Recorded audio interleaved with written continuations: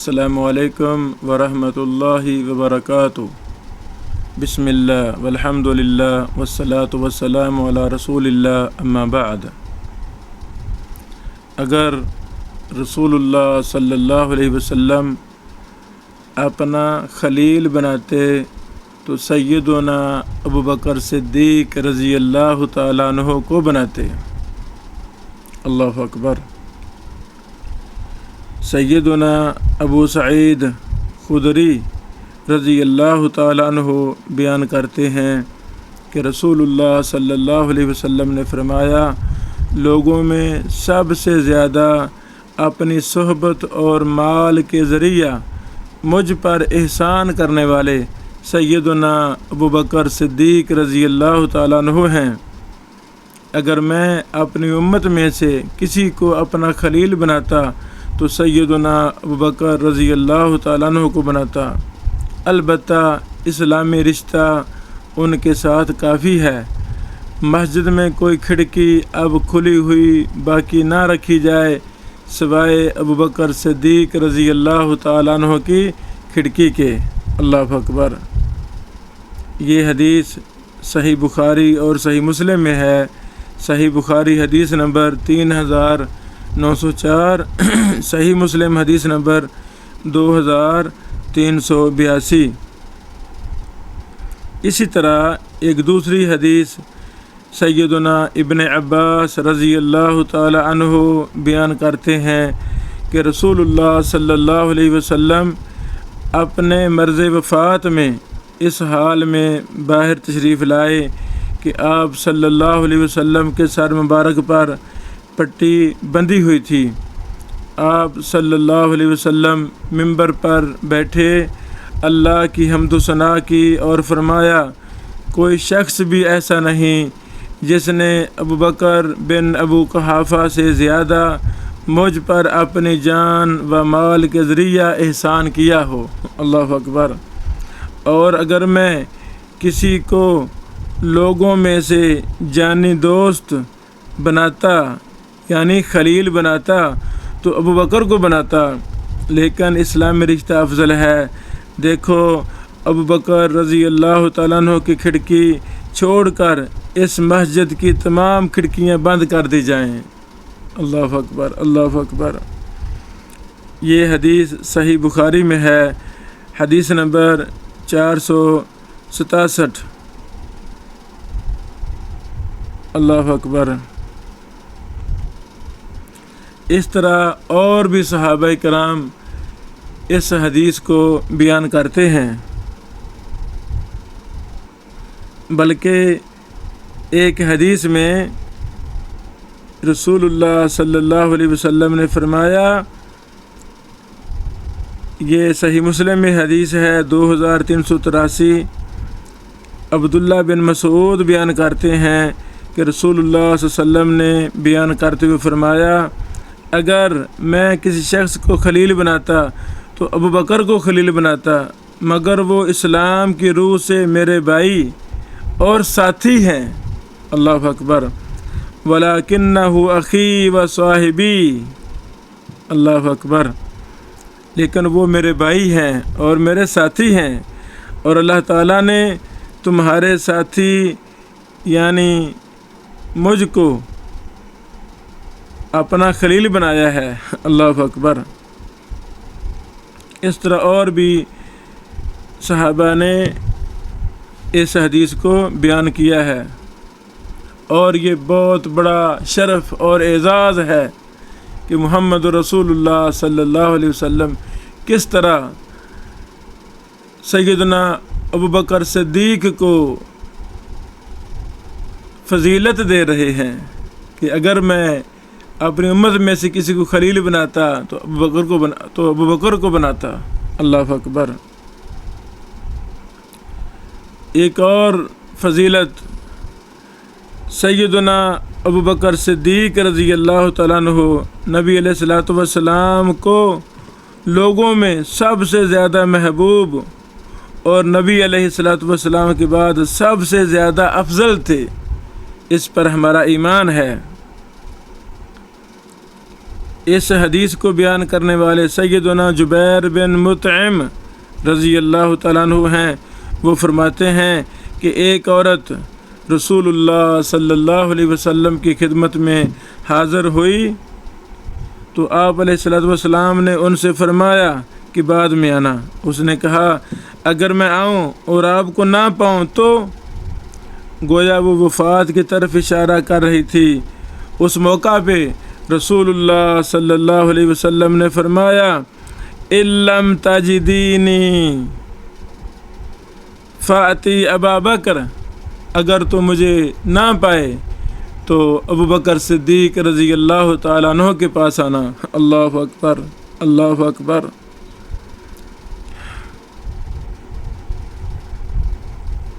یہ کس قدر واضح حدیث ہے ابو بکر صدیق کی فضیلت میں، اور اس میں یہ بھی اشارہ ہے بلکہ واضح ہے کہ میرے بعد خلیفہ، اس امت کا رہبر رہنما، وہ سیدنا ابو بکر صدیق رضی اللہ تعالیٰ عنہ ہوں گے۔ اللہ اکبر۔ یہ حدیث صحیح بخاری حدیث نمبر 3659، صحیح مسلم حدیث نمبر 2386 میں ہے۔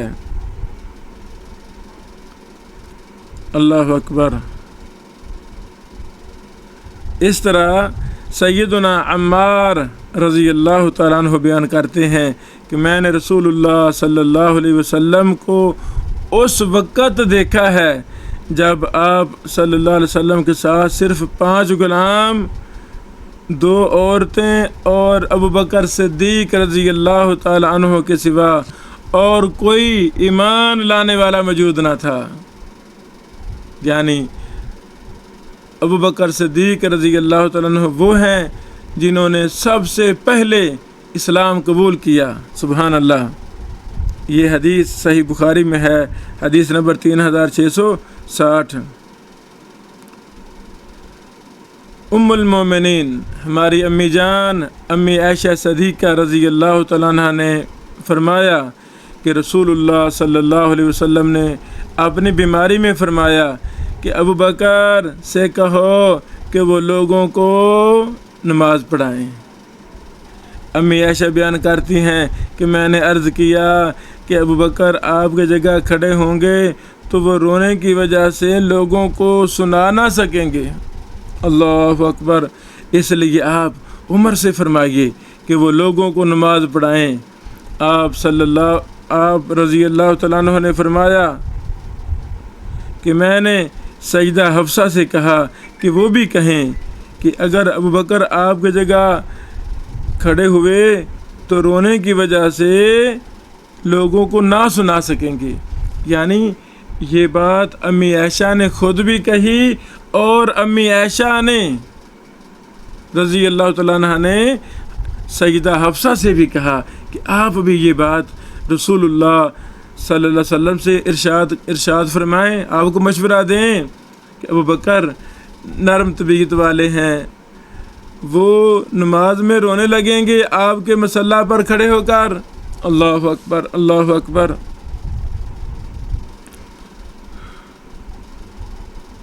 تو سجدہ حفصہ نے بھی اس طرح کہا تو آپ صلی اللہ علیہ وسلم نے فرمایا خاموش رہو۔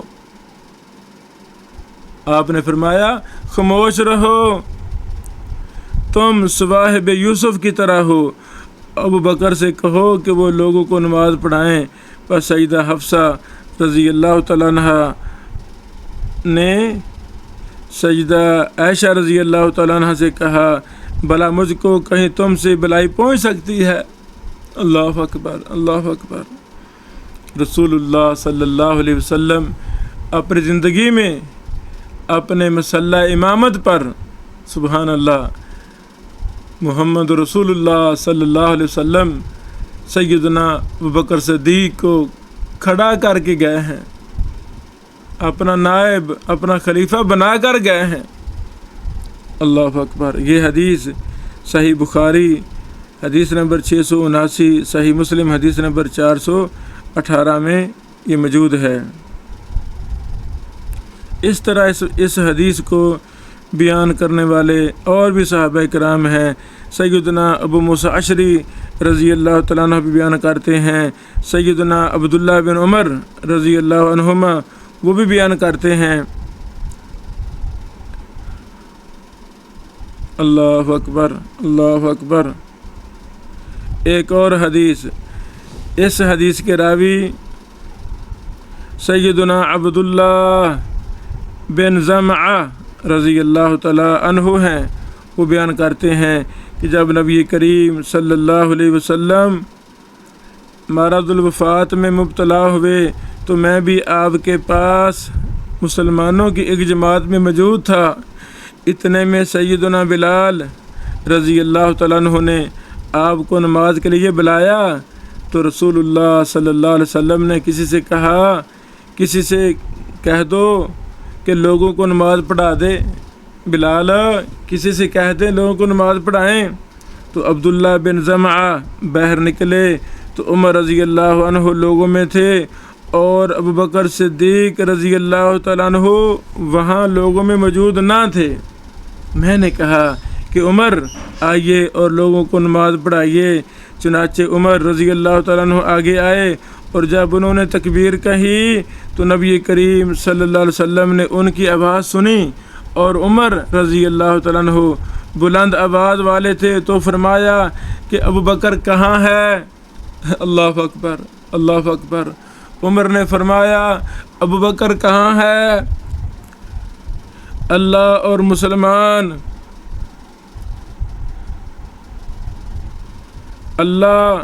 مسلمان اس سے انکار کرتے ہیں، اللہ اور مسلمان اس سے انکار کرتے ہیں۔ پھر صدیق اکبر کے پاس کسی کو بھیج کر انہیں بلایا۔ جب وہ آئے تو عمر رضی اللہ تعالیٰ عنہ لوگوں کو وہ نماز پڑھا چکے تھے۔ پھر صدیق اکبر نے لوگوں کو نماز پڑھائی۔ عبداللہ کہتے ہیں کہ عمر رضی اللہ تعالیٰ عنہ نے مجھ سے فرمایا خرابی ہو تیرے لیے ابن زمعہ، یہ تم نے میرے ساتھ کیا کیا؟ اللہ کی قسم جب تم نے مجھے نماز کے لیے کہا تو میں یہی سمجھا کہ اس کا حکم تمہیں نبی کریم صلی اللہ علیہ وسلم نے دیا ہے، اگر ایسا نہیں تھا تو میں لوگوں کو نماز نہ پڑھاتا۔ میں نے ان سے کہا کہ واللہ اللہ کی قسم مجھے نبی کریم صلی اللہ علیہ وسلم نے اس کا حکم نہیں دیا تھا، بلکہ مجھے صدیق اکبر رضی اللہ تعالیٰ عنہ دکھائی نہیں دیے تھے، تو میں نے حاضر لوگوں میں سے آپ سے بڑھ کر کسی کو امامت کے لائق نہیں پایا۔ اللہ اکبر، اللہ اکبر۔ یہ حدیث حسن درجے کی ہے اور ابو داؤد میں موجود ہے، حدیث نمبر 4660 ہے۔ یعنی یہ کتنی واضح حدیث ہے کہ صحابہ کرام کی نظروں میں سیدنا ابوبکر صدیق رضی اللہ تعالیٰ عنہ کی بہت بڑی فضیلت تھی، اور یہاں سے یہ بھی ثابت ہوا کہ سیدنا ابوبکر صدیق کے بعد سیدنا عمر فاروق رضی اللہ تعالیٰ عنہ کا مقام مرتبہ تھا صحابہ کی نظر میں۔ اللہ اکبر۔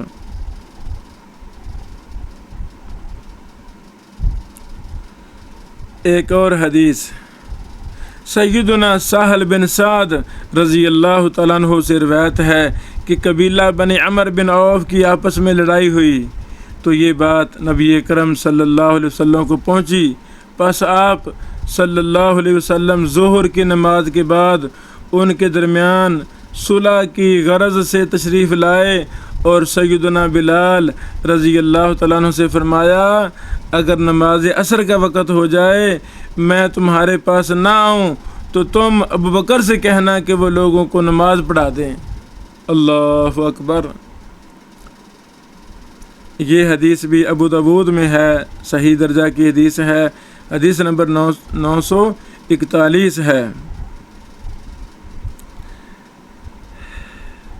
سیدنا ابو ہریرہ رضی اللہ تعالیٰ عنہ سے روایت ہے کہ رسول اللہ صلی اللہ علیہ وسلم نے فرمایا کہ آج تم میں سے کون روزہ دار ہے؟ سیدنا ابوبکر صدیق نے کہا میں۔ آپ صلی اللہ علیہ وسلم نے فرمایا آج تم میں سے کس نے جنازہ پڑھا؟ ابوبکر صدیق نے کہا میں نے۔ آپ صلی اللہ علیہ وسلم نے فرمایا آج تم میں سے کس نے مسکین کو کھانا کھلایا ہے؟ تو سیدنا ابو بکر صدیق رضی اللہ عنہ نے کہا میں نے۔ آپ نے فرمایا آج تم میں سے کس نے مریض کی عیادت کی ہے؟ سیدنا ابو بکر نے کہا میں نے۔ رسول اللہ صلی اللہ علیہ وسلم نے اس موقع پر ارشاد فرمایا جس آدمی میں یہ تمام امور جمع ہوں تو وہ جنت میں داخل ہو جائے گا۔ اللہ اکبر، اللہ اکبر، وہ جنت میں داخل ہوگا۔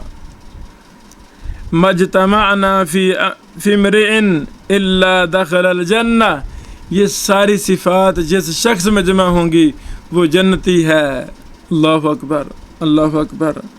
یہ حدیث صحیح مسلم میں ہے، حدیث نمبر 1028، یعنی یہاں سے آپ اندازہ کر سکتے ہیں کہ عبادات میں، لوگوں کے ساتھ رویے میں، حسن اخلاق میں، مسکینوں کو کھانا کھلانے میں، جنازے کی پیروی کرنے میں، یعنی تمام معاملات میں ابو بکر صدیق رضی اللہ تعالیٰ عنہ پہلے نمبر پر آ رہے ہیں۔ اللہ اکبر، اللہ اکبر۔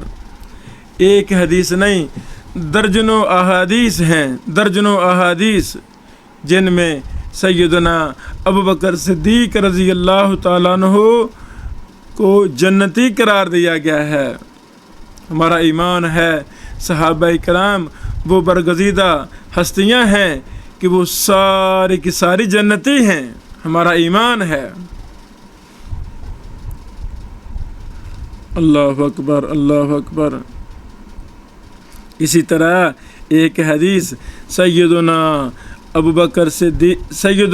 ابو ہریرہ رضی اللہ تعالیٰ عنہ بیان کرتے ہیں کہ میں نے رسول اللہ صلی اللہ علیہ وسلم کو فرماتے ہوئے سنا کہ جس نے اللہ کے راستے میں کسی چیز کا ایک جوڑا خرچ کیا، یعنی دو چیزیں، جوڑا سے مراد دو چیزیں، مثلا کسی کو سوٹ کپڑے لے کر دیے ہیں تو ایک نہیں، دو کپڑے لیں، دو جوڑے لیں، دو جوڑے، اور دونوں کو دے دیں، دو کو دے دیں۔ کوئی بھی چیز، کتاب تقسیم کرنی ہے، ایک نہیں دو کتابیں۔ اللہ اکبر۔ جس نے جوڑا چیزیں خرچ کی تو اسے جنت کے دروازوں سے بلایا جائے گا کہ اے اللہ کے بندے اس سے داخل ہو، یہ دروازہ بہتر ہے۔ پس جو شخص نمازی ہوگا اسے نماز کے دروازے سے بلایا جائے گا، جو شخص مجاہد ہوگا اسے جہاد کے دروازے سے بلایا جائے گا، جو شخص اہل صدقہ میں سے ہوگا اسے صدقہ کے دروازے سے بلایا جائے گا، اور جو شخص روزہ دار ہوگا اسے سیام اور ریان کے دروازے سے بلایا جائے گا۔ ابو بکر رضی اللہ تعالیٰ عنہ نے پوچھا، عرض کیا کہ اے اللہ کہ کیا جس شخص کو ان تمام ہی دروازوں سے بلایا جائے گا پھر تو اسے کسی قسم کا خوف باقی نہیں رہے گا؟ اور پوچھا کہ اللہ کے رسول صلی اللہ علیہ وسلم کیا کوئی ایسا بھی ہوگا جس سے ان تمام دروازوں سے بلایا جائے گا؟ تو آپ صلی اللہ علیہ وسلم نے فرمایا ہاں، اور مجھے امید ہے کہ تم انہی میں سے ہوگے۔ ابو بکر صدیق رضی اللہ تعالیٰ عنہ ان لوگوں میں سے ہیں، سبحان اللہ سبحان اللہ، جن کو جنت کے سب دروازوں سے بلایا جائے گا، اور اس پر ہمارا ایمان ہے۔ یہ حدیث صحیح بخاری حدیث نمبر 3666، صحیح مسلم حدیث نمبر 1027 میں ہے۔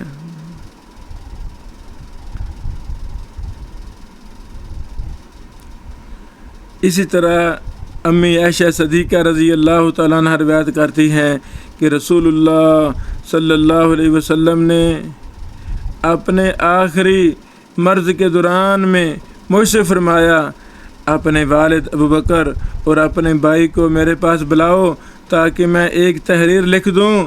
مجھے یہ خوف ہے کہ کوئی تمنا کرنے والا تمنا کرے گا اور کہنے والا کہے گا میں زیادہ حقدار ہوں، جبکہ اللہ بھی ابو بکر کے سوا کسی اور کی جانشینی سے انکار فرماتا ہے، اور مومن بھی۔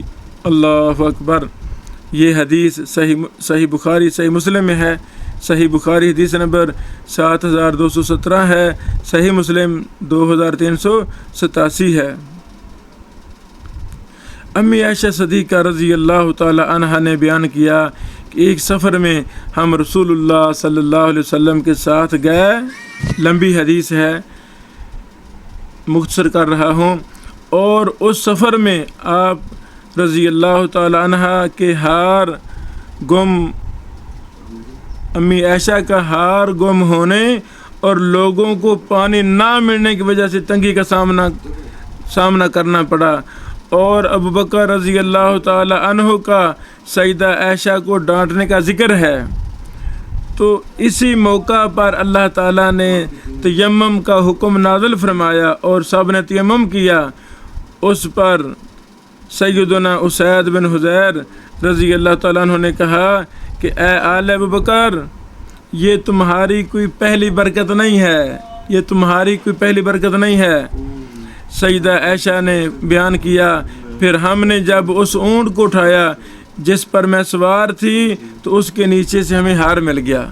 اللہ اکبر۔ یہ حدیث صحیح بخاری حدیث نمبر 3672، صحیح مسلم حدیث نمبر 367 میں ہے۔ یعنی سیدنا اسید بن حضیر رضی اللہ تعالیٰ عنہ کا یہ کتنا بڑا وہ اعتراف کر رہے ہیں، کتنی بڑی فضیلت بیان کر رہے ہیں ابو بکر صدیق رضی اللہ تعالیٰ عنہ کی، کہ یہ آپ کی کوئی پہلی برکت نہیں ہے۔ مطلب کیا کہ سیدنا ابو بکر صدیق کی وجہ سے، آپ کے خاندان کی وجہ سے کئی برکتیں امت مسلمہ پر نازل ہوئیں۔ یہ خاندان بڑی خیر و برکت والا خاندان تھا۔ سیدنا اسید بن حضیر نے کہا، ما ہی باول برکاتکم یا آل ابی بکر۔ یہ بہت بڑی واضح دلیل ہے کہ صحابہ کرام کی نظروں میں ابو بکر صدیق اور آپ کی فیملی، آپ کا خاندان کا بہت بڑا احترام تھا، بہت بڑا مقام و مرتبہ تھا۔ اللہ اکبر۔ اور مسلمانوں کو یہی حکم ہے کہ تم بھی ویسے ایمان لاؤ جیسے صحابہ کرام ایمان لائے۔ یہ صحابہ کا ایمان بیان اس میں ہو رہا ہے کہ ابو بکر کا خاندان خیر و برکت والا خاندان ہے۔ اللہ اکبر، اللہ اکبر۔ یہ بہت بڑی فضیلت ہے۔ اللہ سے دعا ہے اللہ رب العالمین ہمارے سینوں کو صحابہ کرام کے ساتھ سچی اور پکی محبت سے بھر دے۔